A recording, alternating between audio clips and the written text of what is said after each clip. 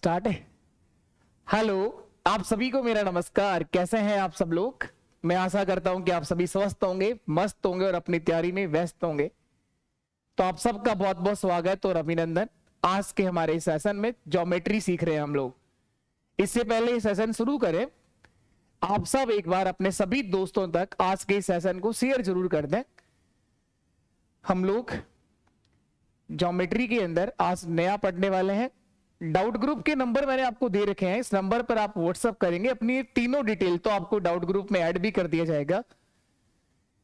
1 minute के लिए मैं बता दूं आपको, आप सबका ही परिवार हमारे साथ आप लोग अभ्यास मैथ्स एप्लीकेशन पर भी जुड़ सकते हैं।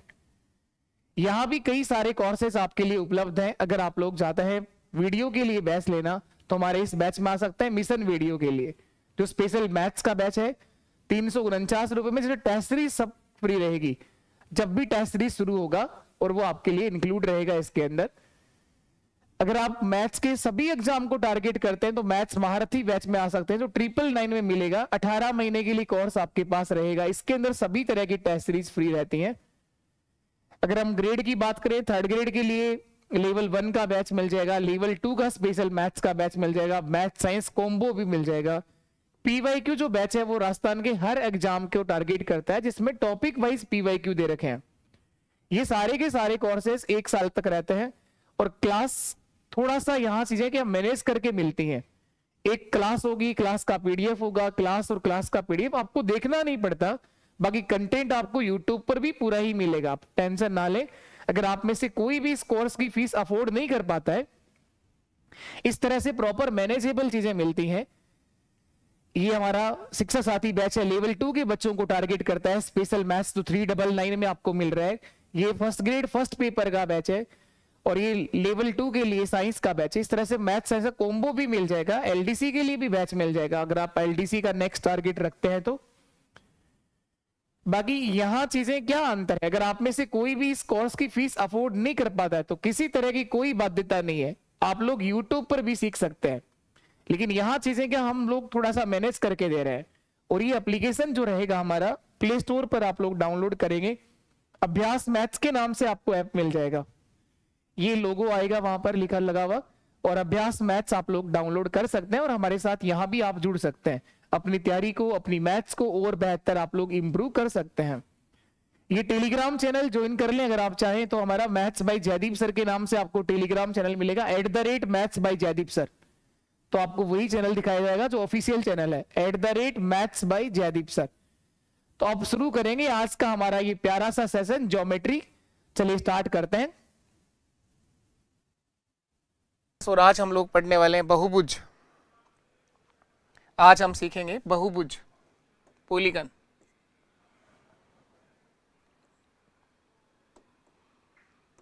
बहुभुज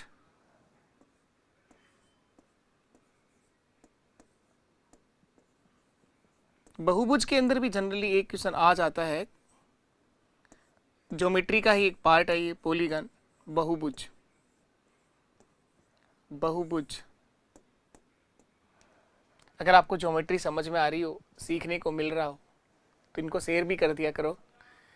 क्लास का रिव्यू जरूर दे दिया करो, जिससे एनर्जी तो मिले कम से कम कि हाँ आप लोग समझ पा रहे हो, सीख पा रहे हो। बाकी ज्योमेट्री हर कोई सीखे, उसके लिए क्या प्रैक्टिस आपको ज़्यादा करनी पड़ती है, रिवीजन आपको अधिक करना पड़ता है, इसमें आपको जोर आता है। आपका दिमाग बार बार आपको यही कह रहा होता है कि आपको ज्योमेट्री तो आज तक ही नहीं आई। पर जो आज तक नहीं हुआ वो अब हो सकता है, लेकिन उसके लिए आपको उसका रिवीजन जरूर करना पड़ता है। 2-3 बार उन बेसिक कंसेप्ट को, थ्योरम को वापस पढ़ना पड़ता है। अभी आप लोगों ने लाइन और एंगल की बेसिक प्रॉपर्टीज सीखी हैं।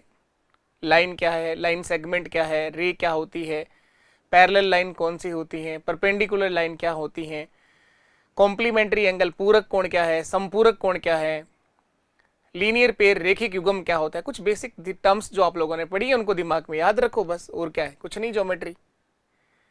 और वो याद कब होती है, जब आप उनको रिवीजन करते हैं आप लोग, तो सब चीजें याद रह सकती हैं।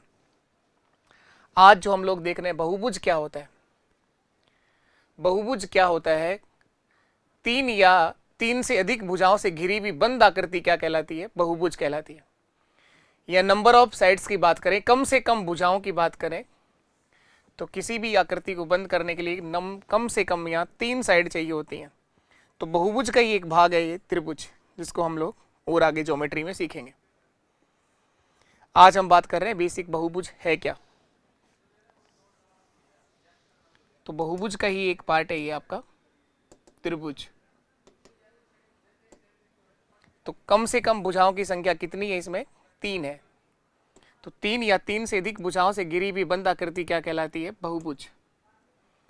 या कम से कम भुजाओं की संख्या 3 है। तो ये ट्रायंगल जो है ये भी एक बहुभुज का ही भाग है। 3 भुजाओं से घिरी हुई बंद आकृति। ये नंबर ऑफ साइड्स, भुजाओं की संख्या जिसको मैं n से लिख रहा हूं वो 3 है। ऐसी चतुर्भुज बन जाएगा, वहां नंबर ऑफ साइड 4 होंगी, भुजाओं की संख्या 4 होगी। ये चतुर्भुज हो गया।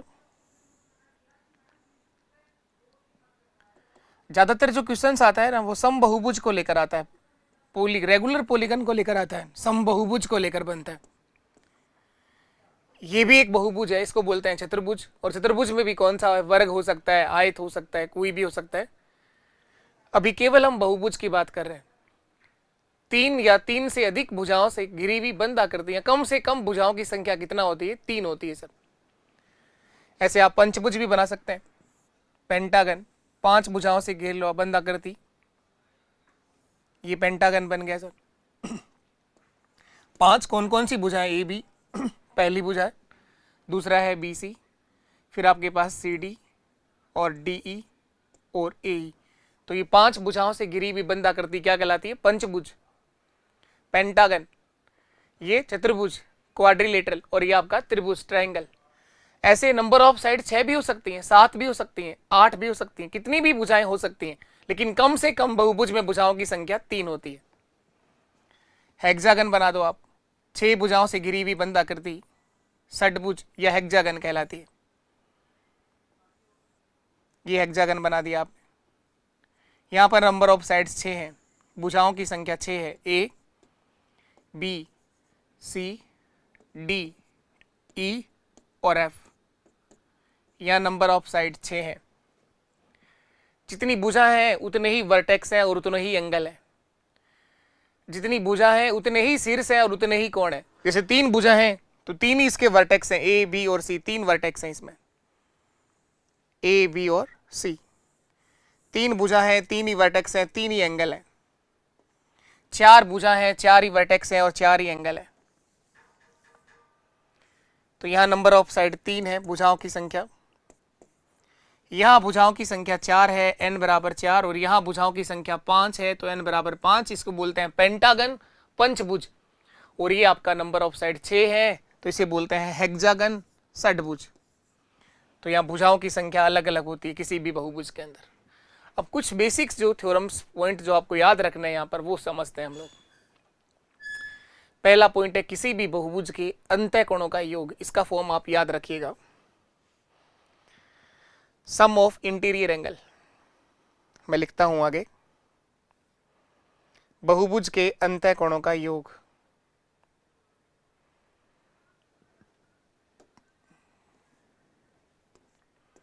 किसी बहुभुज के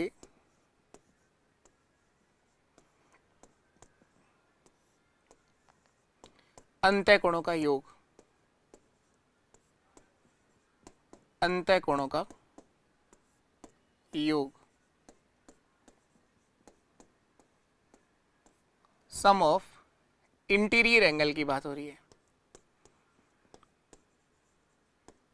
इंटीरियर एंगल की बात हो रही है।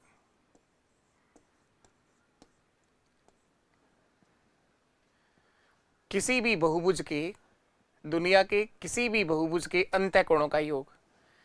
इसका योग देखने का फॉर्म होता है सर n-2 इंटू 180, n-2 गुणा 180 डिग्री, n-2 गुणा 180 डिग्री। जैसे भुजाओं की संख्या 3 हुई, जैसे हम त्रिभुज की बात करें, सबसे पहला बहुभुज कौन सा बना? त्रिभुज। जहां नंबर ऑफ साइड 3 है तो यहां रखेंगे सर 3-2 यानी 1, और 1 गुणा 180, 180 डिग्री। त्रिभुज के तीनों कोणों का योग 180 होता है। चतुर्भुज की बात करोगे तो वहां भुजाओं की संख्या 4 होती है, तो 4-2 2, और 2 गुणा 180 कितना हो जाएगा? 360 डिग्री। तो किसी भी बहुभुज के अंतः कोणों का योग निकाल सकते हैं इस फॉर्म से। यहां पर जो n है, ये n क्या है ये ध्यान रखना। n यहां पर नंबर ऑफ साइड्स है, भुजाओं की संख्या है। n यहां पर भुजाओं की संख्या है, इसको जरूर ध्यान रखिएगा। n क्या है? n यहां पर भुजाओं की संख्या है। n यहां पर भुजाओं की संख्या है। n जो है वो नंबर ऑफ साइड्स है, भुजाओं की संख्या है।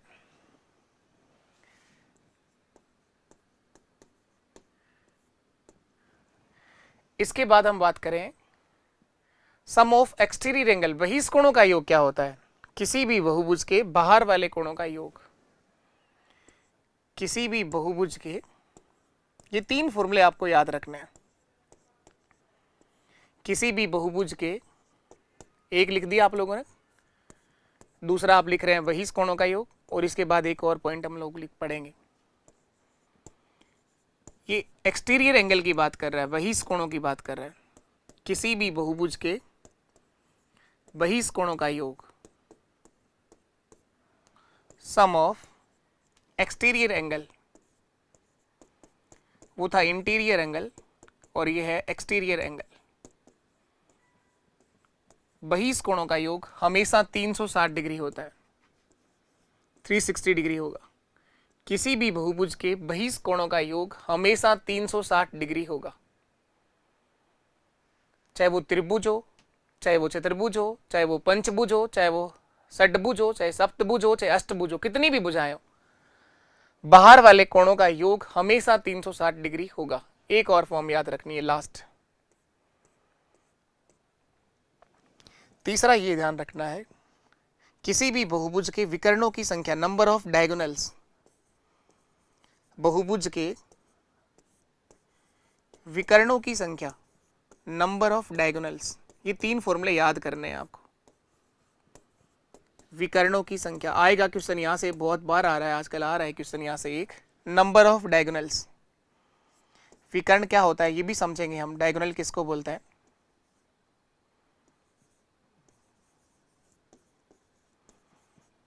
नंबर ऑफ डायगोनल्स, इसका फॉर्म होता है n-2 into n into n-3/2, n गुणा n-3/2, n इंटू n-3/2। जैसे हम त्रिभुज की बात करें, त्रिभुज में भुजाओं की संख्या 3 है, तो 3 - 3 क्या हो जाएगा? 0। तो त्रिभुज में कोई विकर्ण नहीं होता। चतुर्भुज की बात करो, जो वहां भुजाओं की संख्या 4 है, तो n की जगह 4 लिखेंगे, 4 - 3 1, और 2 से भाग दोगे तो डायगोनल 2 आएंगे। समझेंगे इन तीनों फॉर्मूलों को कैसे काम लेना है, वो सीखेंगे। ये तीन फॉर्मूले आपको याद रहने चाहिए। ये तीन क्या क्या फॉर्म है? पहला फॉर्म आप लोगों ने सीखा है किसी भी बहुभुज के अंतः कोणों का योग, जो है आपका n-2 गुणा 180। दूसरा आप लोगों ने लिखा है किसी बहुभुज के बहिष्कोणों का योग, जो होता है हमेशा 360 डिग्री। और तीसरा लिखा है आप लोगों ने किसी बहुभुज के विकर्णों की संख्या, नंबर ऑफ डायगोनल्स, तो वो लिखा है आप लोगों ने n इंटू n-3/2, n गुणा n-3/2। n यहां पर क्या है? n यहां सर नंबर ऑफ साइड्स है, भुजाओं की संख्या है। बस ये तीन फॉर्मूले आप लोग याद रखिएगा। ये डायगोनल है, विकर्ण क्या होता है, डायगोनल किसको बोलते हैं?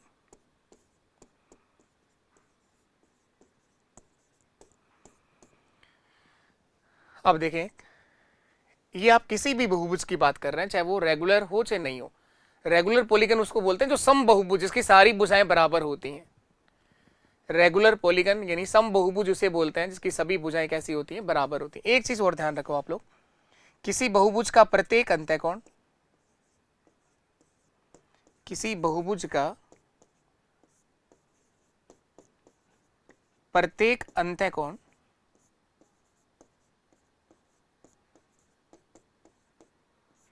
वह प्रत्येक बहिष्कोण,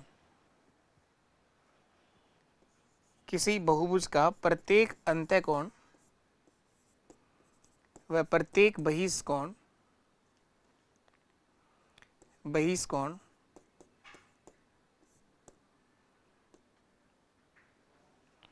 किसी भी बहुभुज का प्रत्येक अंतःकोण व प्रत्येक बहिष्कोण का योग जो है वो हमेशा 180 डिग्री होगा, 180 डिग्री होगा। किसी बहुभुज का प्रत्येक अंतःकोण व प्रत्येक बहिष्कोण का योग हमेशा 180 डिग्री होगा।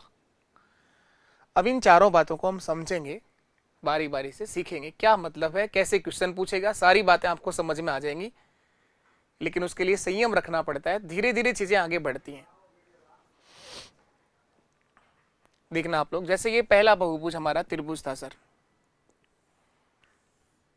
हम ये 2-3 केस लेके समझ लेते हैं। त्रिभुज हो गया एक, फिर आपने चतुर्भुज बना दिया, फिर हमने एक पंचभुज बना दिया,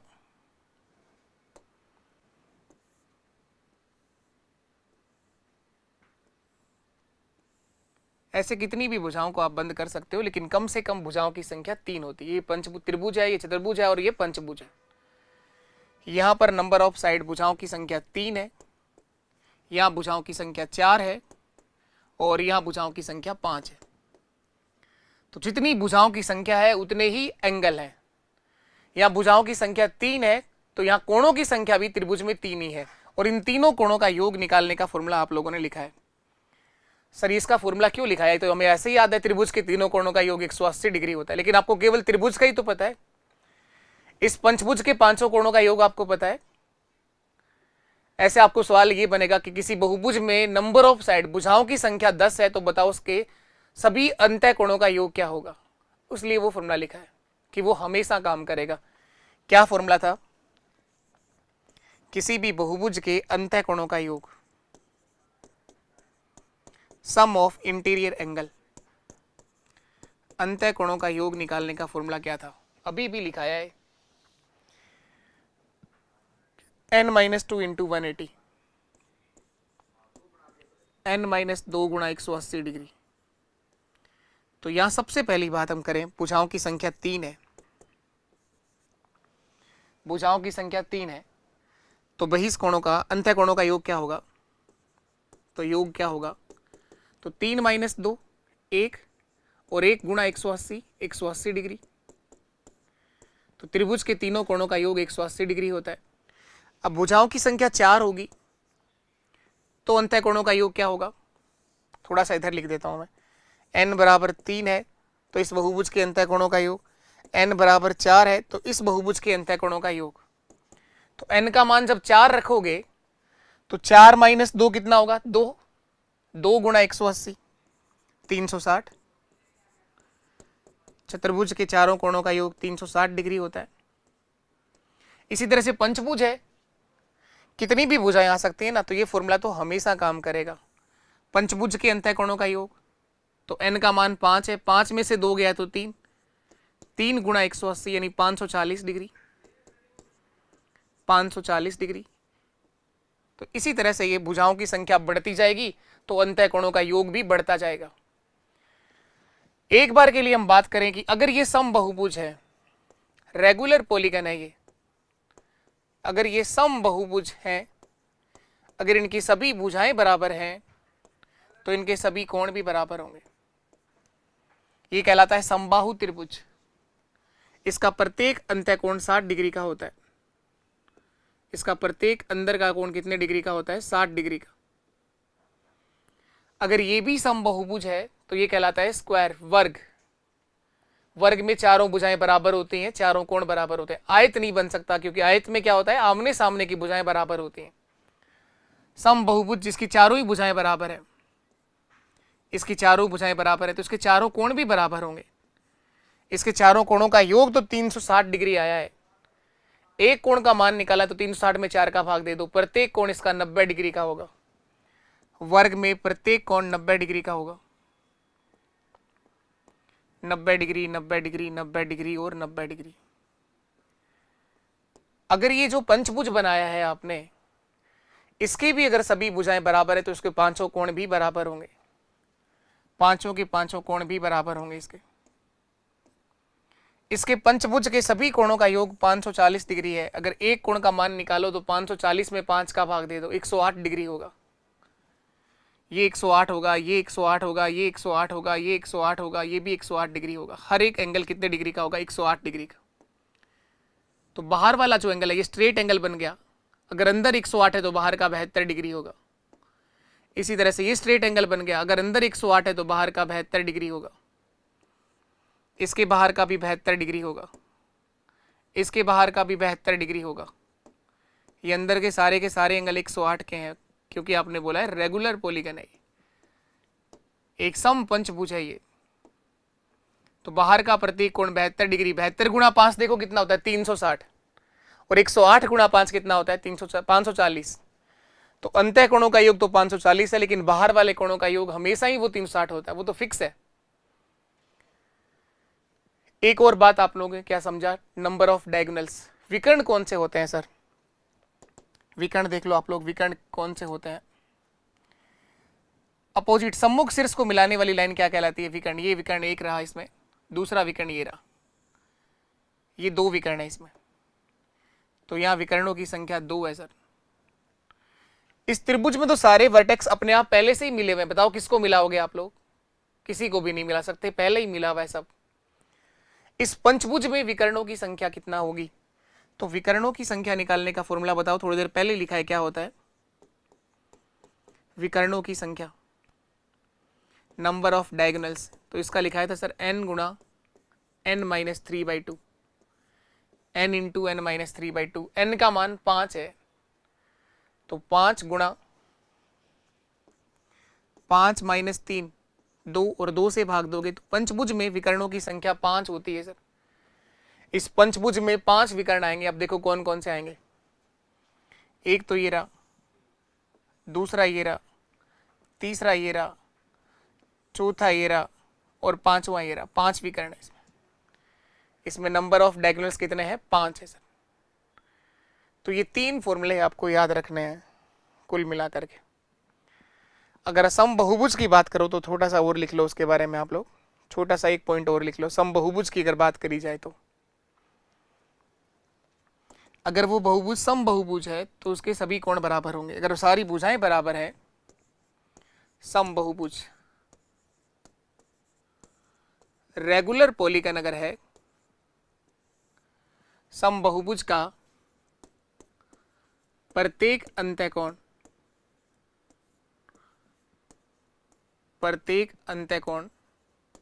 समबहुभुज के सभी कोण बराबर होंगे, और सभी अंतःकोणों का योग था n-2 गुणा 180 डिग्री। यही तो लिखा है अंतःकोणों का योग। अगर एक कोण का मान निकालना हो तो उसमें भुजाओं की संख्या का भाग दे देना, उसमें नंबर ऑफ साइड का भाग दे देना, एक एंगल का मान आ जाएगा, प्रत्येक कोण का मान आ जाएगा। जिस त्रिभुज के तीनों कोणों का योग 180 डिग्री है, अगर वो समबाहु त्रिभुज है तो 180 में 3 का भाग दे दो, 60 डिग्री होगा। और समबहुभुज का प्रत्येक बहिष्कोण अगर देखना हो बाहर वाला तो 360 में ही भुजाओं की संख्या का भाग दे दो, प्रत्येक बहिष्कोण।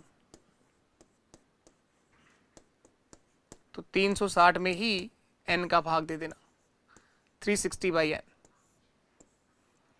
बस ये दोनों बातें ध्यान रखिए आप लोग। ये केस स्पेशल केस है जो केवल रेगुलर पॉलीगन में काम करेगा, समबहुभुज में काम करेगा। अगर सभी भुजाएं बराबर हैं तो सभी कोण बराबर होंगे, अगर सभी भुजाएं बराबर हैं तो सभी कोण बराबर होंगे। चलिए इसी के साथ हम लोग और आगे बढ़ते हैं। अब इस बहुभुज पे क्वेश्चन देखो आप लोग किस तरह से पूछेगा आपसे, कैसे क्वेश्चन पूछे गए। पहले पूछे गए क्वेश्चन से शुरुआत करते हैं, फिर उसके बाद और भी देखेंगे।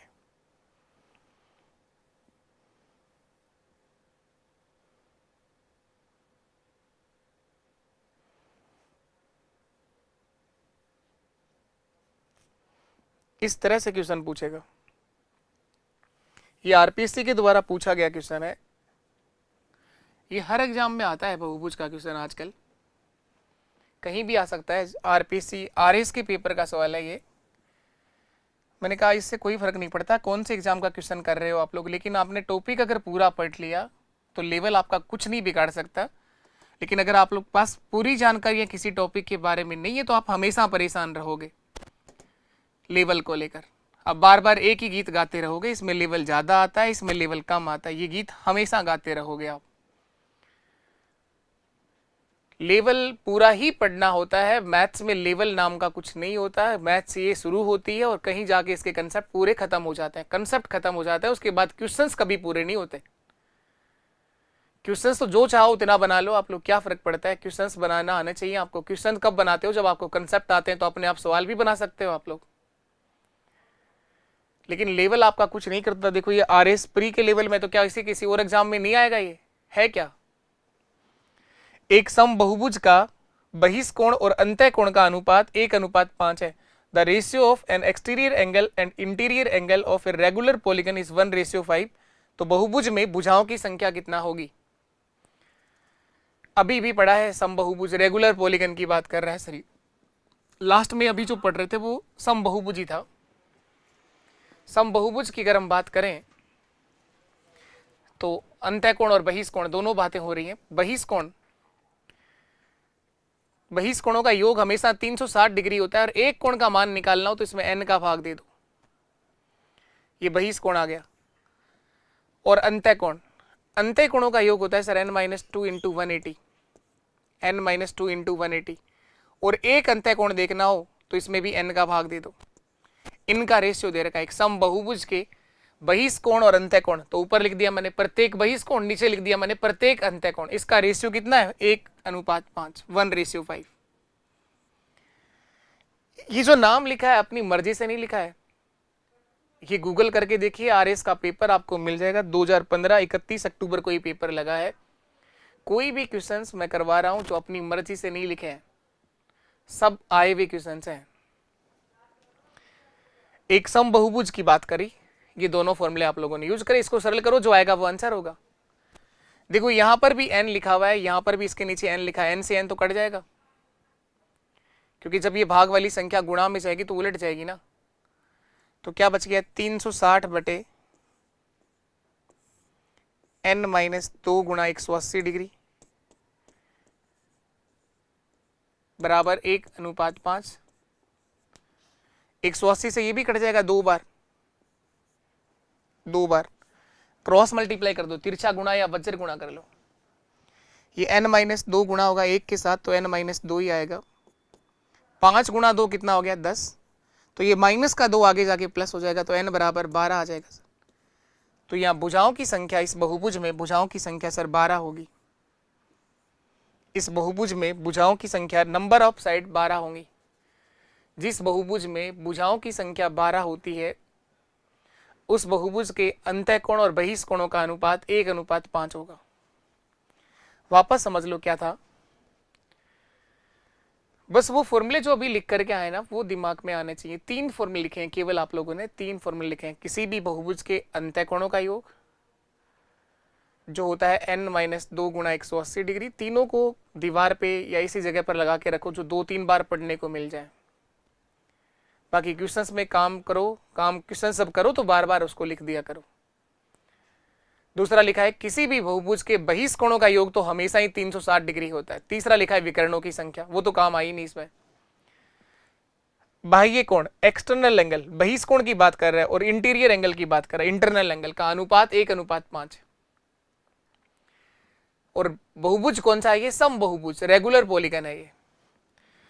तो बहिष्कोणों का योग 360 डिग्री होता है। एक कोण का मान निकाला है तो n का भाग दे दिया, तो n तो वैसे ही कट जाएगा। इस n को तो लिखते ही नहीं लिखते, देखो यहाँ पर डायरेक्ट लिख देते। 180 से भी कट गया, ये 2 बार क्रॉस मल्टीप्लाई कर दिया, तिरछा गुणा या वज्र गुणा बोलते हैं इसको। n-2 गुणा हुआ 1 से तो n-2 ही आ गया। 5 गुणा 2 कितना हो गया 10, तो n का मान 12 आ गया। और देखिए आप लोग, इस बहुभुज से एक और पूछा गया क्वेश्चन, देखो आप लोग, रीट लेवल 2 28 फरवरी 2025, अभी 2025 में चल रहे हैं हम, थोड़ी दिन के पहले बात है। पूछा गया क्वेश्चन है, एक समबहुभुज का प्रत्येक बहिष्कोण और उसके अंतःकोण का के भाग का 2/7 है, तो उसमें भुजाओं की संख्या क्या होगी। वैसा ही सवाल है, उसमें डायरेक्ट रेशियो दे रखा था, इसमें थोड़ा सा लैंग्वेज घुमा लिया है। If each exterior angle of a regular polygon इस side will be 2/7 of interior angle, then its number of sides बतानी थी, वहां थोड़ा सा इंग्लिश मिस्टेक है। ये नंबर ऑफ साइड्स तो यहाँ आनी चाहिए बाद में इसके। किसी समबाहुभुज का प्रत्येक अंतःकोण, इंग्लिश थोड़ा सा मिसिंग है, किसी समबाहुभुज का प्रत्येक बहिष्कोण उसके अंतःकोणों का 2/7 भाग है। तो समबाहुभुज का प्रत्येक बहिष्कोण जो दे रखा है सर, मैं यहां लिखता हूं, ये क्या कहना चाहता है इसको समझना आप लोग। एक समबाहुभुज का प्रत्येक बहिष्कोण, प्रत्येक बहिष्कोण, प्रत्येक बहिष्कोण उसके अंतःकोणों का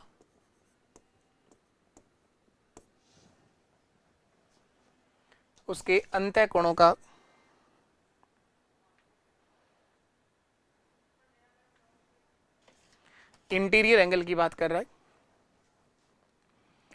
उसके अंतःकोणों का 2/7 है, 2/7 है। यहां यूज करा है प्रत्येक बहिष्कोण ना, और यहां यूज करा है अंतःकोण, टोटल इंटीरियर एंगल, सभी अंतःकोणों का योग की बात कर रहा है। यहां अगर प्रत्येक लिखा है तो ये प्रत्येक बहिष्कोण की बात कर रहा है, एक बाहर वाले कोण की बात कर रहा है, जो अंतःकोणों के योग का कितना है 2/7 है। ये सभी अंतःकोणों का योग है ना, सम ऑफ इंटीरियर एंगल है। तो बताओ प्रत्येक बहिष्कोण का मान कैसे निकालते हैं सर? 360/n, ये होता है प्रत्येक बहिष्कोण का मान, बराबर होगा अंतःकोणों का योग। बताओ क्या होता है? n-2 गुणा 180 डिग्री और इसका 2/7, इसका 2/7 इसके बराबर होगा। ऐसा कह रहा है एक समबाहुभुज का प्रत्येक बहिष्कोण। बढ़िया है सवाल, थोड़ा सा लैंग्वेज अच्छी लिखी है, डायरेक्ट रेशियो नहीं दे रखा है इसने। किसी समबाहुभुज का प्रत्येक बहिष्कोण उसके अंतःकोण का 2/7 भाग है। हर एक अंतःकोण की बात कर रहा है ना, उसके अंतःकोण, प्रत्येक अंतःकोण की बात करेगा, अंतःकोणों का योग नहीं, प्रत्येक अंतःकोण। n-2 गुणा 180/n, इसको सरल कर लो आप लोग, ये तो n से n कट जाएगा, इसको इधर ले आओ। 360/n-2 गुणा 180 बराबर 2/7 होगा, 2:7। इसे सरल करिए, 180 से कट जाएगा 2 बार, क्रॉस मल्टीप्लाई कर दो, या 2 से 2 काट भी दो पहले आप, ये भी कट गया। n-2 बराबर 7, तो n बराबर 9 आ जाएगा सर। यहाँ भुजाओं की संख्या 9 आ जाएगी, 9 आ जाएगी, भुजाओं की संख्या 9 आ जाएगी। समझ में नहीं आया सर? कोई बात नहीं, एक बार में कोई सवाल समझ में आ जाए ऐसा जरूरी नहीं है, फिर वापस देखेंगे हम लोग। मैं एक बार वापस हटाता हूँ इसको, एक बार से फिर वापस देखिएगा इसको, क्या कहना चाहता है ये, फिर से देखो आप। कोई भी सवाल एक ही बार में समझ में आ जाए ऐसा जरूरी नहीं होता है भाई, लेकिन उसको भागने से भी नहीं सीख सकते आप, उसको करने की कोशिश करोगे तो जरूर सीख जाओगे। फिर से वापस देखना आप लोग, ये बात हो रही है समबाहुभुज के लिए। पहली बात तो ये रेगुलर पॉलीगन के लिए, एक समबाहुभुज का प्रत्येक बहिष्कोण उसके अंतःकोण का, यानी उसी बहुभुज के अंतःकोण की बात कर रहा है, उसके अंतःकोण का 2/7 है। तो इसका मतलब ये कहना ये चाहता है कि बहिष्कोण और अंतःकोण का जो अनुपात होगा, जो पिछले सवाल में डायरेक्ट बोला था, इस सवाल में लैंग्वेज चेंज कर दी इसने। बहिष्कोण व अंतःकोण का जो रेशियो है वो 2/7 होगा, ये कहना चाहता है आपको। कुल मिला के बात ये है। अरे भाई इस अंतःकोण को इधर लाओगे तो नीचे ही तो आएगा ये, तो ये रेशियो क्या बनेगा सर? 2/7 बनेगा, 2:7 बनेगा। बहिष्कोण का मान 360 डिग्री होता है, एक का मान निकालो तो n का भाग देता है। अंतःकोणों का योग n-2 गुणा 180 डिग्री होता है, और एक कोण का मान निकालें तो n का भाग देते हैं। बराबर में लिखा है 2/7, 2/7। इस n से ये n कट जाएगा, 180 से काट दो इसको, 2 बार 180 2 2 360, 2 से ये 2 भी कट जाएगा, सब कुछ कट गया, क्रॉस मल्टीप्लाई कर दो, ऊपर तो कुछ बचा ही नहीं है। तो n-2 बराबर 7 है, तो ये माइनस का 2 आगे जाके प्लस हो गया, तो n का मान कितना आ गया? 9 आ गया, n बराबर 9 आ गया। और देखिए आप लोग, और क्वेश्चन कर लेते हैं हम लोग। क्वेश्चंस करोगे ना तो अपने आप सीखते चले जाओगे आप।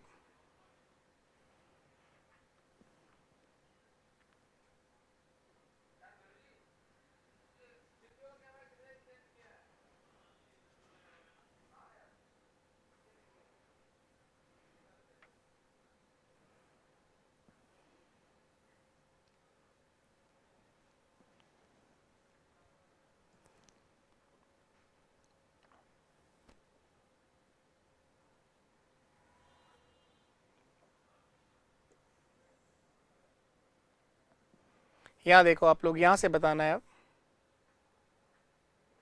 ये बताइए, एक समबहुभुज के अंतः कोणों का योग 1440 डिग्री है। एक समबहुभुज के अंतः कोणों का योग 1440 डिग्री है। तो बहुभुज में भुजाओं की संख्या ज्ञात करें।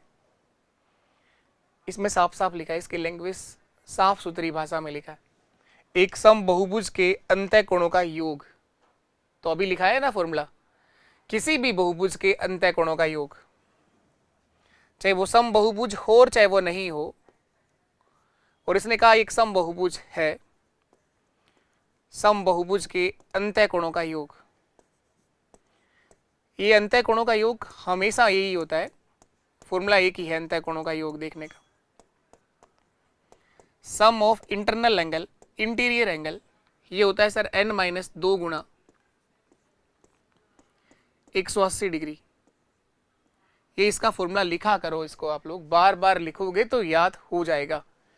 इसका योग 1440 डिग्री दे रखा है सर, तो n-2 गुणा 180 डिग्री बराबर 1440 डिग्री लिखा है।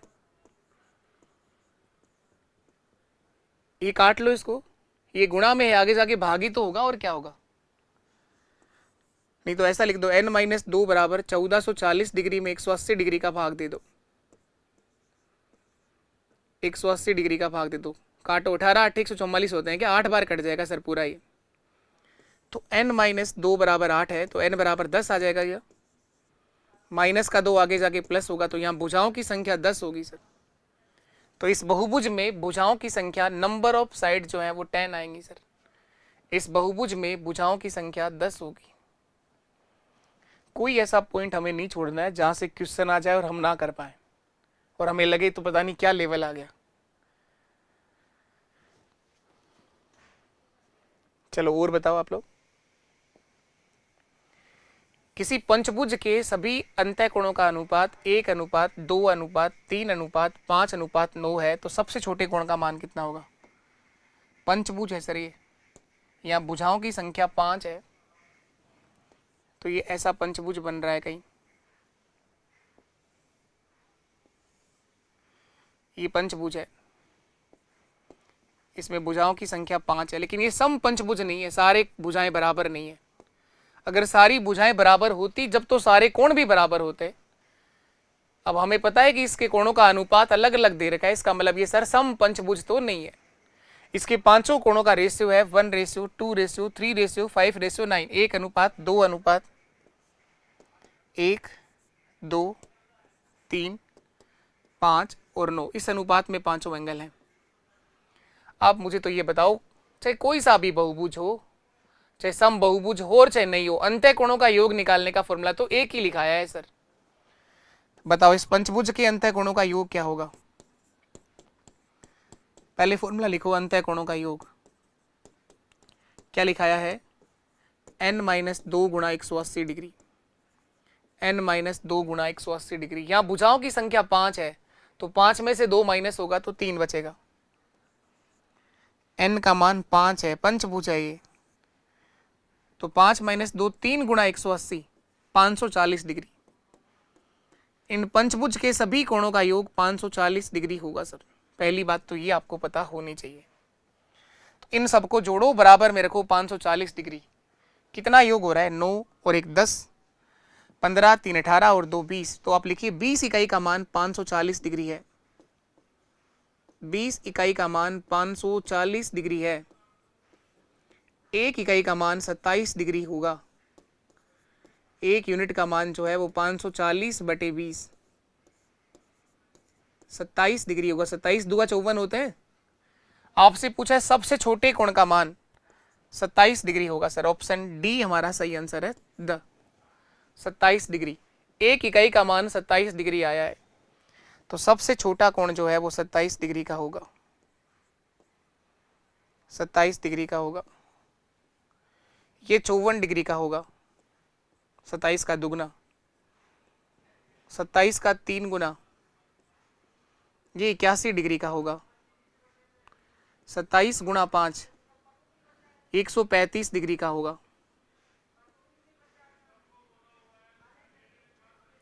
27 से गुणा करना है। 27 का दुगुना 54, 27 का 3 गुना 81, 27 का 5 गुना और 27 गुणा 9। सबसे बड़े कोण का मान, सबसे बड़े कोण का मान 9 7 63, 3 6 हासिल कैरी हो गया, 9 2 18 और 6 24, 243 डिग्री। सबसे बड़े कोण का मान 243 होगा, सबसे छोटे कोण का मान 27 डिग्री होगा, और इन सबको जोड़ोगे तो इन सब का योग 540 आएगा। जोड़ के देख लो चाहे आप, अगर सही किया है तो 540 आएगा, नहीं तो हमने गलत किया है। तो सबसे छोटे कोण का मान 27 डिग्री होगा। तो बहुभुज के ऊपर कुल मिला के 3 फॉर्मूले हैं, बस उनको काम लेना आना चाहिए। बाकी कोई बड़ा सा विशेष सवाल इसमें बनता नहीं है, आसानी सवाल बनेगा, आप लोग आसानी से कर पाओगे। Find the total number of diagonals of the hexagon, सम षटभुज के कुल विकर्णों की संख्या ज्ञात करें। Find the total number of diagonals of the hexagon, सम षटभुज के कुल विकर्णों की संख्या बता दो फटाफट कितनी आएगी। सम षटभुज है ये, रेगुलर पॉलीगन है ये, 6 भुजाएं हैं और 6 की 6 भुजा बराबर है इसकी, 6 की 6 भुजा बराबर है इसमें। बराबर हो चाहिए नहीं, उससे क्या फर्क पड़ता है, नंबर ऑफ डायगोनल्स में तो कोई चेंज आएगा ही नहीं। विकर्णों की संख्या निकालने का फॉर्मूला लिखो आप लोग। विकर्णों की संख्या निकालनी है, थोड़ी देर पहले लिखाया है, उसको बार बार लिखने से याद हो जाएगा। क्या फॉर्मूला था विकर्णों की संख्या देखने का? किसी भी बहुभुज में नंबर ऑफ डायगोनल्स अगर देखना हो, विकर्णों की अगर संख्या निकालनी हो, तो उसका डायरेक्ट फॉर्म है सर n इंटू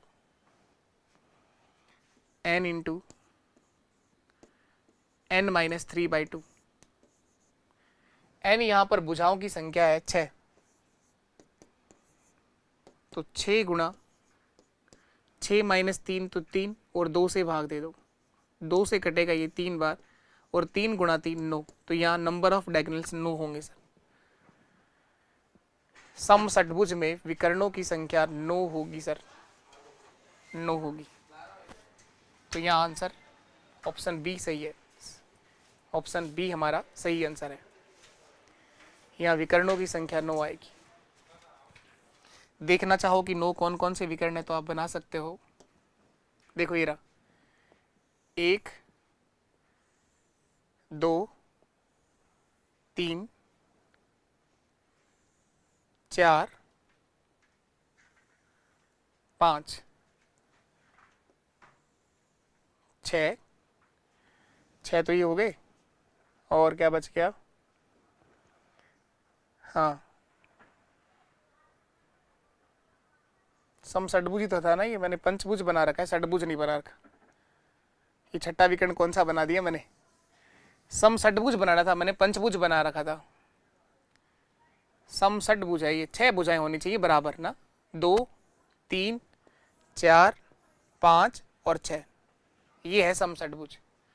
यहाँ भुजाओं की संख्या 6 होनी चाहिए। वो थोड़ी देर पहले जो बना रखा था वो पंचभुज था, वहां तो 5 ही भुजाएं थी, A B C D E और एफ, ये सम षटभुज है। 5 कौन कौन सी भुजाएं हैं? एक ये रही ए बी, दूसरा ये रहा, तीसरा ये रहा, चौथी साइड ये रही, 5वीं साइड ये रही, छठी वाली भुजा ये रही, ये 6 साइड है। इसे बोला जाता है सम षटभुज। और ये सब बराबर है, बराबर हो चाहे नहीं हो से क्या फर्क पड़ता है, विकर्णों की संख्या पूछा है उससे। तो देखो, एक तो इसको मिला दो, 1 नंबर,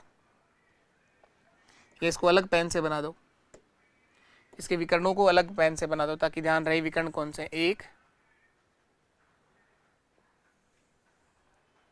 2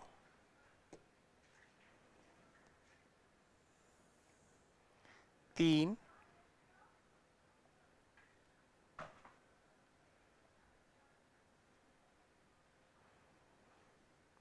3 के बाद 4 4 के बाद 5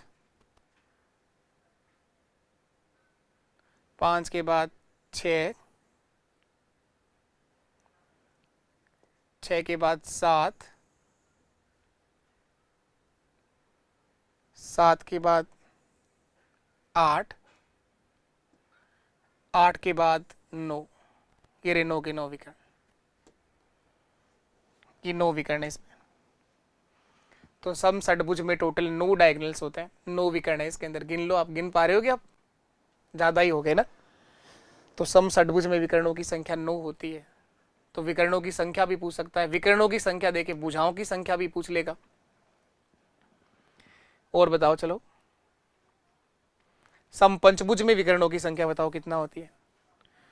समपंचभुज थोड़ी देर पहले बनाया था, वो पंचभुज था, ये पंचभुज है। 2, 3, 4 और ये 5वीं साइड बंद कर दी, तो पंचभुज है ये। इसमें विकर्ण थोड़ी देर पहले बनाए 5 ही होते हैं इसमें, 1, 2, 3, 4 और ये 5 ही विकर्ण है इसमें।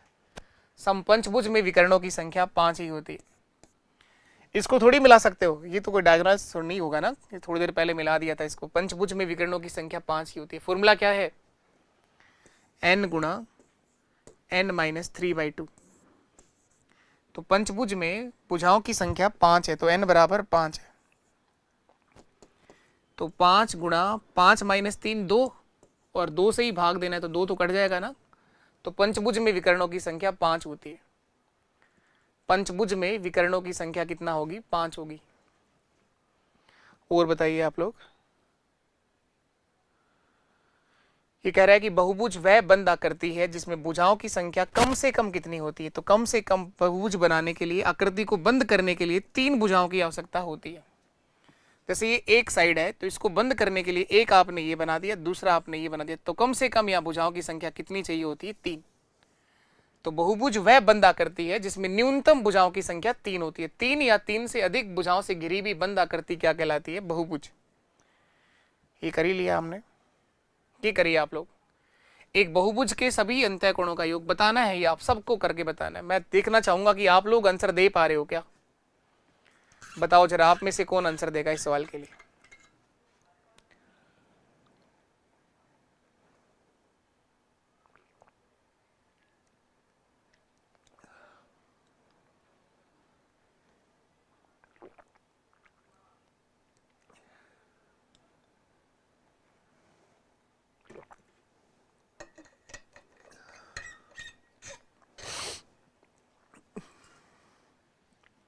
एक बहुभुज के सभी अंतःकोणों का योग, एक बहुभुज के सभी अंतःकोणों का योग 10 समकोण के बराबर है।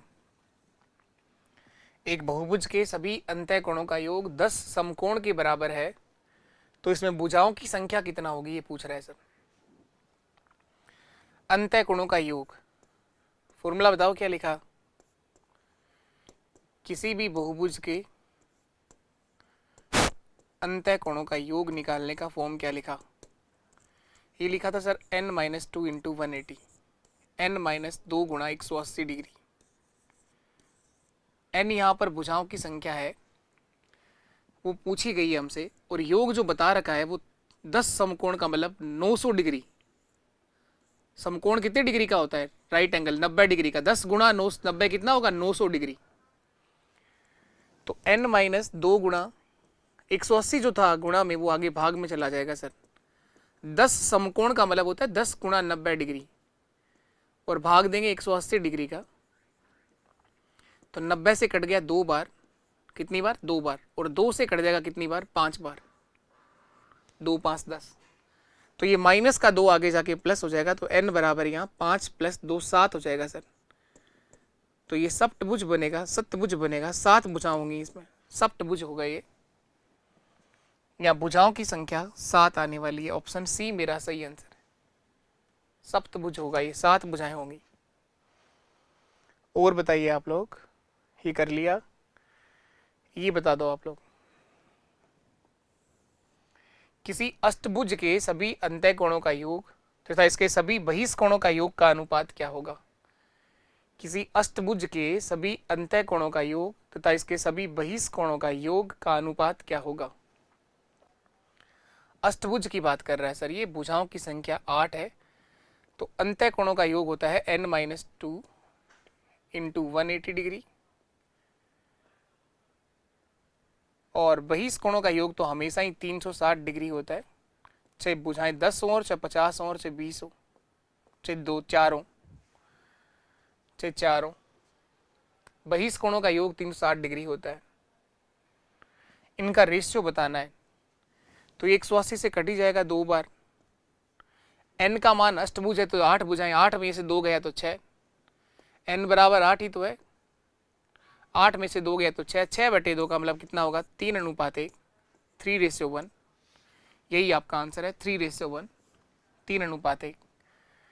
किसी अष्टभुज के सभी अंतः कोणों का योग तथा सभी बहिष कोणों के योग का अनुपात 3:1 होगा। अंतः कोणों का योग निकालने का फॉर्मूला है n-2 गुणा 180। बहिष कोणों का योग हमेशा 360 ही होता है। 180 से काट दिए इसको 2 बार। n का मान 8 है तो 8 में से 2 गया तो 6, 6 में 2 का भाग देना है 3:1। अगर आप अलग अलग निकालना चाहो अंतः कोणों का योग और बहिष कोणों का योग तो भी रेशियो यही आएगा, निकाल लो चाहे आप लोग। अष्टभुज के सभी अंतः कोणों का योग, अष्टभुज के सभी अंतः कोणों का योग n-2 गुणा 180। n का मान 8 है तो 8 में से 2 गया तो 6, 6 गुणा 180, 18 6 के 108, 1080 डिग्री आएगा ये, 1080 डिग्री आएगा। बहिष कोणों का योग तो हमेशा 360 डिग्री ही होता है। बहिष कोणों का योग चाहे वो अष्टभुज हो चाहे वो षटभुज हो, बहिष कोणों का योग तो हमेशा ही 360 डिग्री होता है। बहिष कोणों का योग 360 डिग्री होगा। तो इन दोनों में रेशियो क्या बनेगा, इन दोनों में रेशियो क्या बनेगा, 1080 और 360 में क्या अनुपात होगा, 1080 डिग्री और 360 डिग्री में रेशियो 36 या 108 होता है, 3:1। रेशियो यही आएगा सर 3:1, 3:1।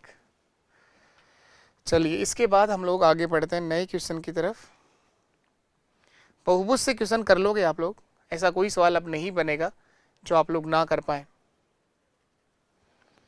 ऐसा कोई क्वेश्चन अब नहीं मिलेगा आपको जो आप लोग ना कर पाओ। एक और देख लो आप लोग, इसमें इस बार विकर्णों की संख्या देकर के भुजाओं की संख्या पूछा है। किसी बहुभुज में 27 अगर विकर्ण है, नंबर ऑफ डायगोनल्स 27 है, किसी बहुभुज में विकर्णों की संख्या 27 है तो भुजाओं की संख्या क्या होगी। इस बार उल्टा पूछ लिया, भुजाओं से विकर्णों की संख्या पूछे तो आसान है, लेकिन यहां तो विकर्णों की संख्या से भुजाओं की संख्या पूछ रहा है, तो लेकिन फॉर्मूला तो वही काम आएगा ना, नंबर ऑफ डायगोनल्स। विकर्णों की संख्या निकालने का फॉर्मूला क्या था, n इंटू n-3/2, और इन विकर्णों की संख्या 27 दे रखी है, तो n गुणा n-3, 2 गुणा 27 कितना हो जाएगा 54 डिग्री, 54 डिग्री नहीं 54, केवल 54। एक तरीका तो है कि आप इसको सरल करके क्वाड्रेटिक इक्वेशन बना लो, द्विघात समीकरण में चले जाओ, और एक तरीका है कि ऑप्शन से उठा उठा के यहाँ पर मान रख दो, ऑप्शन मेथड। तो अगर ऑप्शन मेथड लगाएं तो जिस भी ऑप्शन से इसको सरल करने पर 54 आ रहा हो वो ऑप्शन सही है, बाकी ऑप्शन गलत है। पहला ऑप्शन उठाया 9, पहला ऑप्शन ए जो लिखा है वो उठाया मैंने 9, तो यहां पर रखो 9, n का मान 9 रखोगे, यहां पहला ऑप्शन जो है n बराबर 9 रखा, तो 9 गुणा 9-3 कितना होता है 6, तो 9 गुणा 6 54 ही आ रहा है, इसका मतलब पहला ही ऑप्शन सही है। ये क्यों गलत है दूसरा, अगर यहाँ 11 रखोगे तो 11 गुणा 11-3 कितना होता है 8, 88 विकर्ण आएंगे इसमें। तो जिस बहुभुज में भुजाओं की संख्या 11 है वहां पर विकर्णों की संख्या 88 होगी, n इंटू n-3। सॉरी विकर्णों की संख्या नहीं आ रही है, ये 2 से गुणा होने के बाद टोटल परिणाम बन रहा है 88 ना, ये विकर्णों की संख्या नहीं आ रही है। आप चाहें तो अलग अलग इन सब के विकर्णों की संख्या भी निकाल सकते हैं। जब बहुभुज में भुजाओं की संख्या 9 है तो विकर्णों की संख्या 27 आएगी, निकाल के देख लो चाहे आप लोग।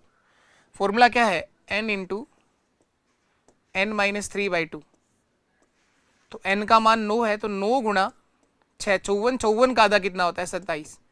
इस तरह से हर ऑप्शन से आप विकर्णों की संख्या चेक कर सकते हो। इसके विकर्ण देखोगे तो 11 गुणा 11 माइनस 3 8 और 2 से भाग दे दो, 88 का आधा कितना होता है 44 विकर्ण होंगे इसमें। इसके विकर्ण देखने हो तो 12 गुणा 12 माइनस 3 9 और 2 से भाग दे दो, 2 से कटेगा 6 बार, 54 विकर्ण होंगे इसमें। इस तरह से हर किसी बहुभुज के विकर्णों की संख्या को देखा जा सकता है। इस बहुभुज में भुजाओं की संख्या 10 है, तो विकर्ण कितने होंगे 10 गुणा 10 माइनस 3 7 और 2 से भाग दे दो, 2 से कटेगा ये 5 बार, इसमें विकर्णों की संख्या 35 आएगी सर। तो इस प्रकार आप किसी भी बहुभुज के विकर्णों की संख्या बता सकते हो। इस बहुभुज में विकर्णों की संख्या 27 है सर, 27 है। चलिए इसके बाद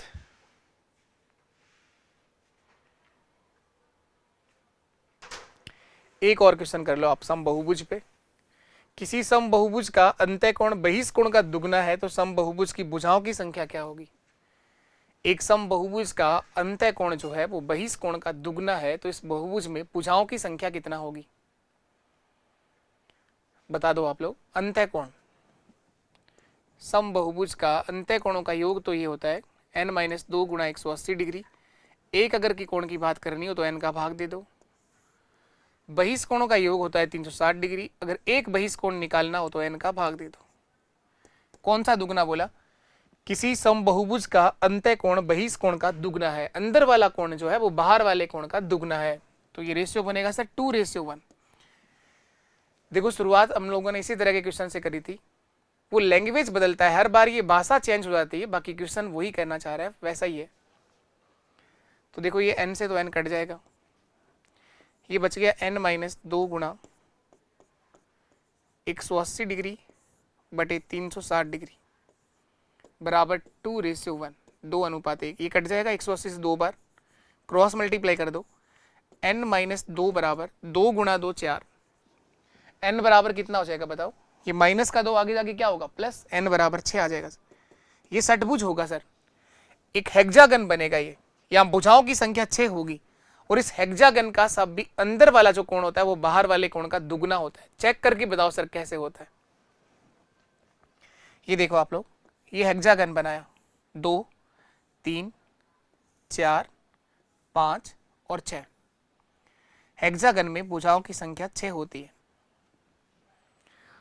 और ये सम बहुभुज है, इसकी सारी भुजाएं बराबर है, इसकी सभी भुजाएं बराबर हैं, 2 3 4 5 6 सबकी सब बराबर है, तो 6 के 6 एंगल भी बराबर होंगे। इसके सभी कोणों का योग अगर देखना चाहो तो ये फॉर्मूला रहा n-2 गुणा 180, तो 6 - 2 4, 4 गुणा 180 कितना होता है 18 चौकी 72, 720 डिग्री। तो प्रत्येक अंदर वाला कोण जो है वो 720 में 6 का भाग दे दो, 720 में 6 का भाग 120 डिग्री का होगा, अंदर का कोण 120 डिग्री का होगा, बाहर का निकालना है तो 360 में 6 का भाग दे दो, 60 डिग्री का होगा, बाहर वाला 60 डिग्री का होगा, अंदर वाला 120 डिग्री का होगा, ये 120 डिग्री का कोण है। तो इसको अगर बाहर बढ़ाओगे तो इसे बोलते हैं बहिष्कोण, ये 60 डिग्री का होगा। क्या ये दुगना है या नहीं है, एक सम बहुभुज का अंतःकोण बहिष्कोण से दुगना है, बिल्कुल। ये बाहर वाला 60 डिग्री का है, अंदर वाला 120 डिग्री का है, दुगना है इसका। इस तरह से ये वाला एंगल भी 120 डिग्री का है, ये एंगल भी 120 है, 120 है, 120 है और 120 है। इनके बाहर का जो एंगल होगा वो 60 डिग्री का होगा। बहिष्कोणों का योग हमेशा 360 डिग्री होता है। एक कोण का मान निकालने के लिए 6 का भाग दे दिया, प्रत्येक कोण 60 डिग्री का होगा। अंतःकोणों का योग हर किसी बहुभुज में अलग होगा। अगर भुजाओं की संख्या बढ़ेगी तो अंतःकोणों का योग बढ़ता जाएगा। इसका फॉर्मूला है n-2 गुणा 180 डिग्री। तो इस सम षटभुज के बहिष अंतःकोणों का योग 720 डिग्री है। एक कोण का मान निकालना 6 का भाग दे दिया। तो ये ठीक था क्वेश्चन कुल मिला के। चलिए अब मैं आशा करता हूं कि आपको ये बात समझ में आ गई। एक ये क्वेश्चन भी कर दो आप लोग, रेखिक युग्म लीनियर पेयर पे लिखा हुआ क्वेश्चन है। लीनियर पेयर, जब कोई दो आसन कोण एक सरल रेखा में आ जाए तो वो क्या बनाते हैं, लीनियर पेयर, एक रेखिक युग्म बनाते हैं। एक दे रखा है 2x + 4, एक दे रखा है x - 1। इन दोनों को जोड़ने पर सर 180 डिग्री आना चाहिए। तो वो कौन से कोण है? 180 तो देखो हर जगह हो रहा है, 120 प्लस 60, 122 प्लस 58, 132 प्लस 48। इनको जोड़िए आप लोग, 2x प्लस 1 3x, ये प्लस का 4 है, ये माइनस का 1 है, तो प्लस का 3 बचेगा सर, बराबर 180 डिग्री। ये प्लस का 3 आगे जाके माइनस होगा, 3x बराबर 177 बटे 177 ही आएगा, 180 में 3 घटा दोगे 177, x बराबर 177 में 3 का भाग दे दो, 3 5 15 और 3 9 27, 59 डिग्री आएगा। x का मान आया है 59 डिग्री, x का मान 59 डिग्री आया है। तो 59 में से 1 कम करोगे तो ये वाला कोण तो है जो 58 डिग्री का होगा, एक 58 डिग्री का आएगा, तो 58 डिग्री और दूसरा 122 डिग्री का आ जाएगा। 122 आएगा कैसा? 58 का 59 का दुगना करो आप, 60 का दुगना 120 होता है, 59 का दुगना 118 होगा, 118 प्लस 4 कितना होता है? 122, तो ये 122 डिग्री आएगा सर। तो आप लोगों ने समझा है रेखिक कोण क्या होते हैं, लीनियर पेयर किसको बोलते हैं। जब दो कोई आसन कोण एक सरल रेखा में आ जाए तो वो लीनियर पेयर बनाते हैं, और रेखिक युग्म पे बने कोणों का योग 180 डिग्री होता है। लीनियर पेयर का जो सम होता है वो 180 डिग्री होता है।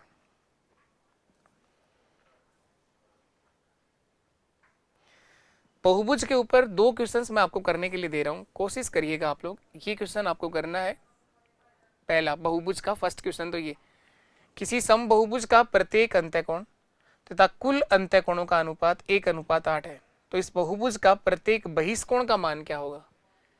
एक सवाल ये ट्राई करना है, दूसरा ये करना है।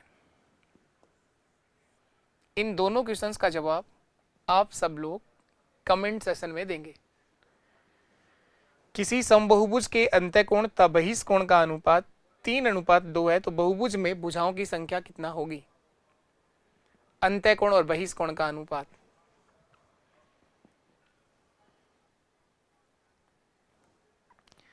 अब हम लोग कुछ क्वेश्चंस और देखते हैं।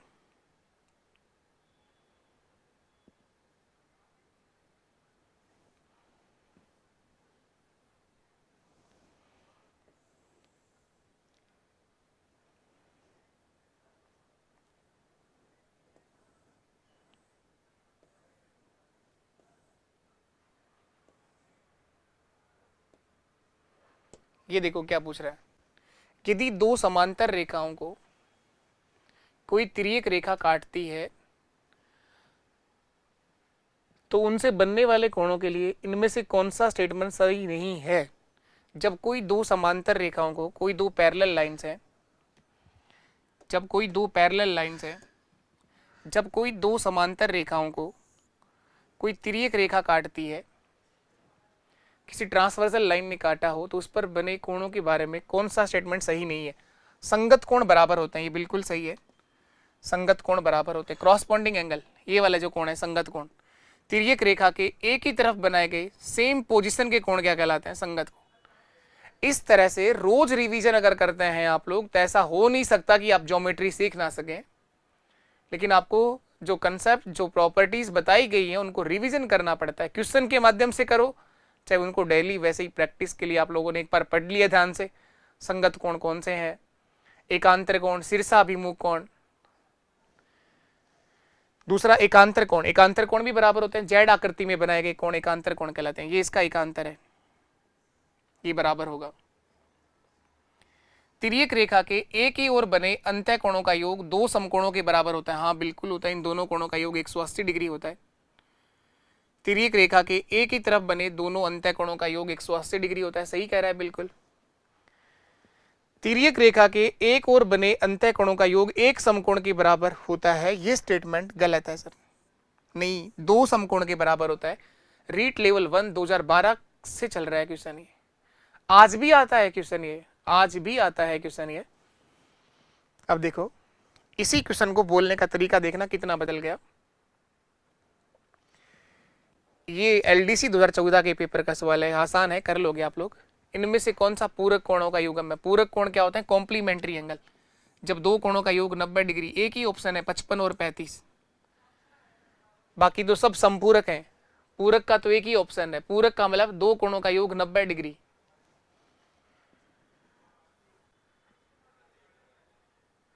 ये बताओ 2011 में भी पूछा था इसी तरह का क्वेश्चन, ये लेवल 2 में पूछा था। दिए गए डायग्राम के दो समांतर रेखाओं को काटती है तो तिर्यक रेखा, तो बने एकांतर कोण कौन से होंगे? एकांतर कोण कौन से होंगे?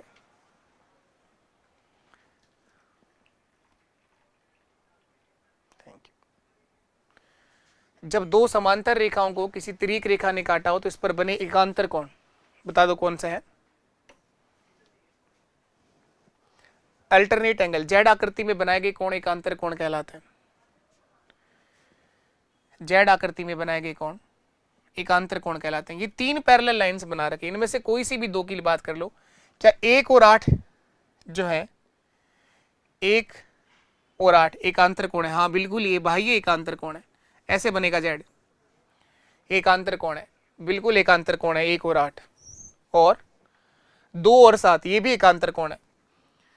ये एक्सटीरियर अल्टरनेट एंगल है, बाह्य एकांतर कोण है। 2 और 8, 1 और 8, 2 और 7, ये सही है। इसका मतलब आगे जाने की जरूरत ही नहीं है आपको।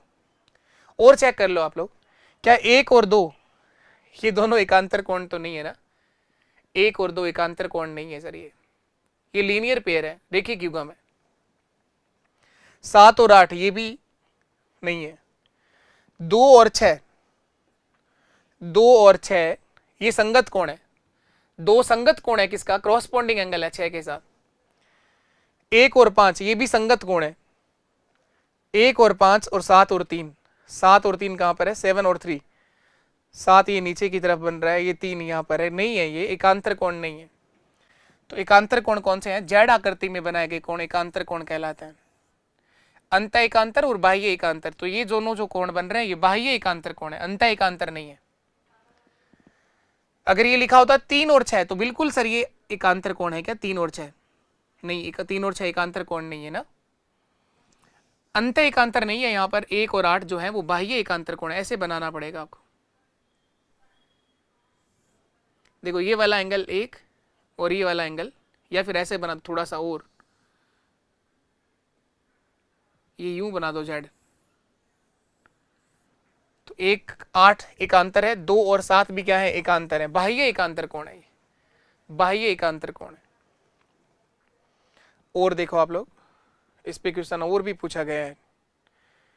ये देखो एलडीसी ने भी पूछा था, यदि एक तिर्यक रेखा 3 समांतर सरल रेखाओं का प्रतिच्छेदन करती है तो इस पर बने कोणों के भिन्न मान की कितनी संख्या होगी? अलग अलग कितने कोण आएंगे?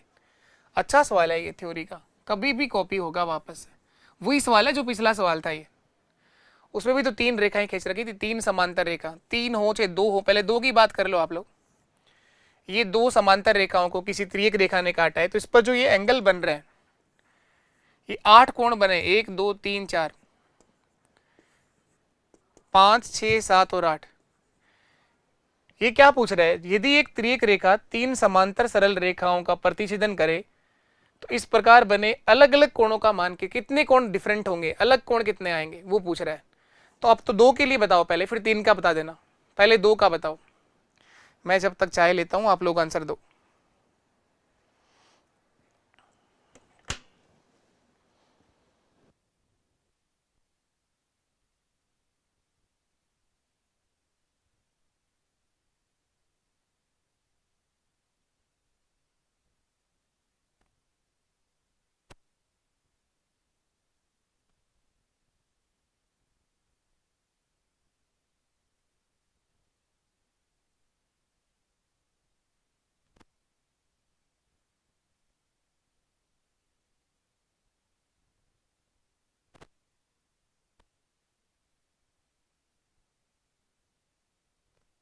समांतर रेखाओं को, ये पॉइंट मैंने आपको पढ़ाया है कि जब 2 समांतर रेखाओं को कोई तिर्यक रेखा काटती है तो उस पर बनाए गए कोणों के मान। एक बार के लिए हम ऐसा ही मान लेते हैं, वैसे ही रफली अपने आप अपनी मर्जी से मान रहे हैं। ये 60 डिग्री का कोण है और तो ये 120 का होगा क्या? हाँ सर, ये बिल्कुल 120 डिग्री का कोण होगा, क्योंकि ये सरल कोण बन गए सर, स्ट्रेट एंगल बन गया ये। अगर ये 60 है तो बताओ क्या ये भी 60 डिग्री होगा क्या? बिल्कुल होगा सर, ये संगत कोण है। तिर्यक रेखा के एक ही तरफ बनाए गए सेम पोजीशन वाले कोण कहलाते हैं संगत कोण। ये 60 होगा। अगर ये 120 है तो क्या ये 120 होगा क्या? हाँ बिल्कुल 120 होगा सर। और फिर वापस ये स्ट्रेट एंगल बन गया, 120 तो ये 60, ये 60 तो इसके नीचे वाला 120। और जब दो समांतर रेखाओं को तिर्यक रेखा काटती है तो उस पर बने अंतः कोणों का योग 180 डिग्री होता है। ये 120 है तो ये 60, ये 60 है तो ये 120। अलग अलग कितने कोण आए? दो ही तो कोण आए, दो के अलावा तीसरा कोई अलग कोण हो ही नहीं सकता। दो ही मान हो सकते हैं, लेकिन उनके लिए पॉइंट हम लोगों ने अलग अलग सीखे थे। लेकिन डिफरेंट जो कोण आएंगे यहाँ पर वो दो ही आ सकते हैं। अब 3 अगर लाइन है तो भी दो ही आएंगे सर। ये 3 पैरेलल लाइंस हैं, ये 3 समांतर रेखा है, 1 2 और ये 3। ये तीनों पैरेलल लाइन है। 3 हो, 2 हो, 4 हो, 10 पैरेलल लाइन भी क्यों ना खींच दी जाए, अगर उन्हें किसी तिर्यक रेखा ने काटा है, एक तिर्यक रेखा 3 समांतर पैरेलल लाइंस को प्रतिच्छेदन करती है तो इस पर बने कोणों का अलग अलग भिन्न मान कितने होंगे, अलग मान कितने होंगे। वही एग्जाम्पल के रूप में मैंने समझाया कि इनमें से कोई सा भी अपनी मर्जी से एक एंगल आप मान लो, एक कोई सा भी मान लो। अब की बार मैंने कहा सर ये 70 डिग्री का है, या 70 छोड़ो, आप लोग कुछ भी कह दो, आप क्या फर्क पड़ता है उससे, कोई फर्क नहीं पड़ता सर, कितना भी मान लो। ये 110 डिग्री का है, चलो ये मान लेते हैं, ये 110 डिग्री का है, तो ये इधर वाला 70 डिग्री का है। क्यों 70 डिग्री का है? क्योंकि ये स्ट्रेट एंगल है, सरल कोण है। सरल कोण बराबर होता है 180 डिग्री। सरल कोण का योग जो होता है 180 डिग्री का होता है। स्ट्रेट एंगल, एक सरल रेखा में बना गया कोण। अगर ये 110 है तो ये वाला सर 110 होगा, क्योंकि ये क्या है, संगत कोण। ये वाला भी 110 होगा। इधर 70 है तो ये 70, ये 70। इधर 70 है तो इसके सामने भी 70 डिग्री होगा। शीर्षाभिमुख कोण 110 होगा, 70 होगा, 110 होगा। इसके सामने 70 डिग्री होगा, इसके सामने 110 डिग्री होगा। तो अलग अलग दो ही तरह के कोण आएंगे, 70 और 110। ये लाए कहां से 70? कुछ भी मान लो, मैंने तो कहा कुछ भी रख लो तुम, लेकिन दो के अलावा तीसरा कोई मान आपको नहीं मिलेगा। चलिए तो और आगे बताइए आप लोग।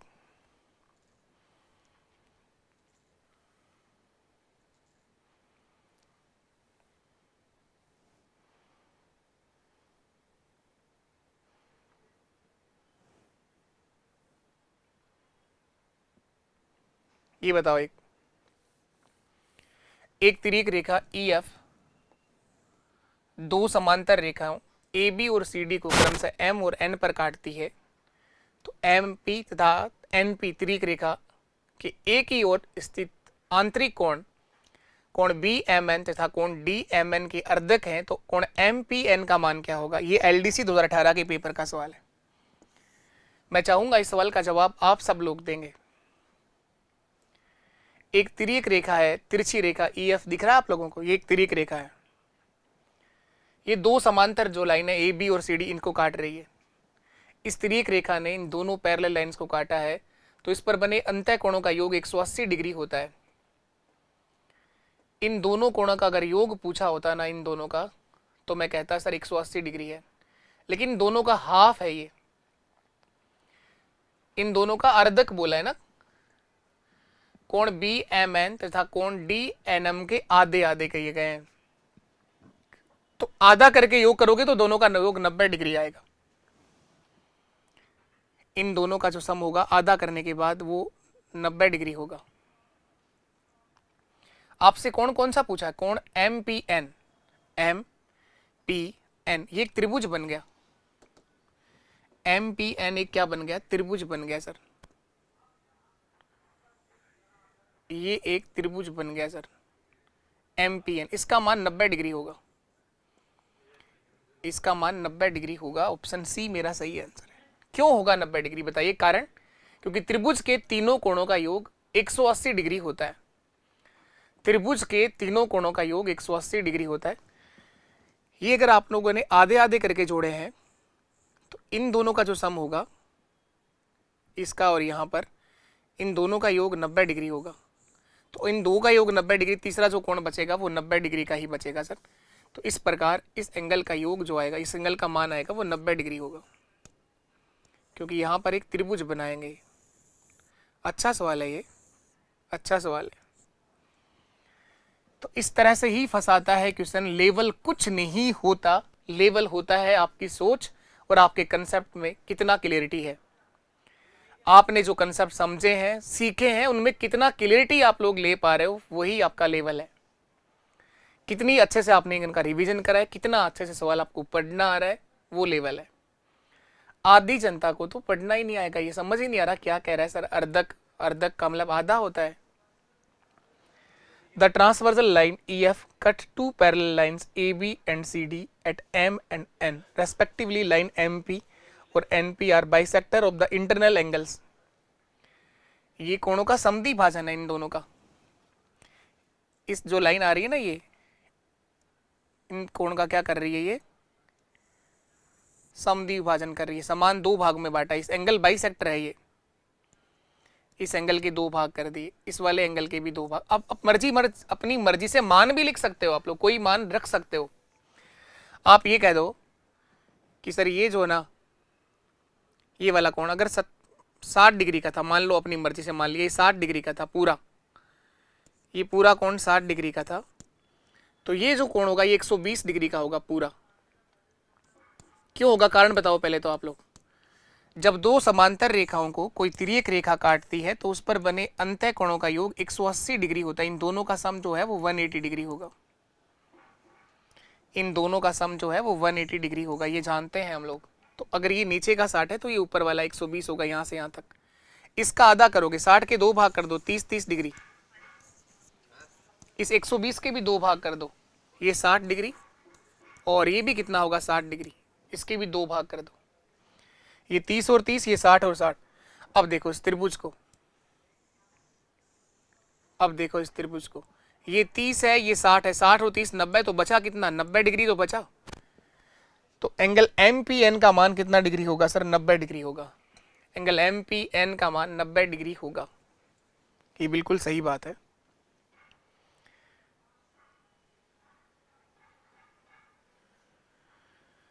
चलिए इसके बाद हम लोग और देखते हैं।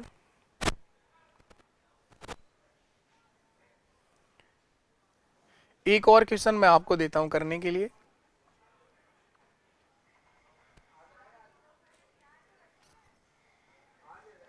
इस तरह का क्वेश्चन मैंने कराया है और मैं चाहूंगा इस सवाल का जवाब आप लोग देंगे। एंगल OSM का मान बताना है, जेड नहीं है, ये कोण OSM का मान बताना है। OSM ये वाले कोण का मान बताना है, OSM बता दो फटाफट। एंगल OSM का मान बताना है। नीचे दी गई आकृति में PQ और RS के समांतर है। PQ कहां पर है, ये लाइन रही PQ। RS कहां पर है, ये लाइन RS। ये दोनों पैरेलल लाइंस हैं। कोण PQM बराबर 80 डिग्री है।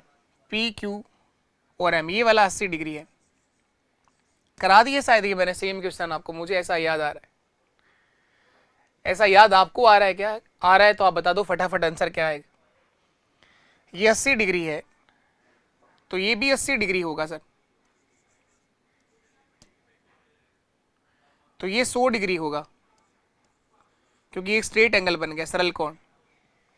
ये 80 है तो ये 80 क्यों होगा, क्योंकि ये संगत कोण है।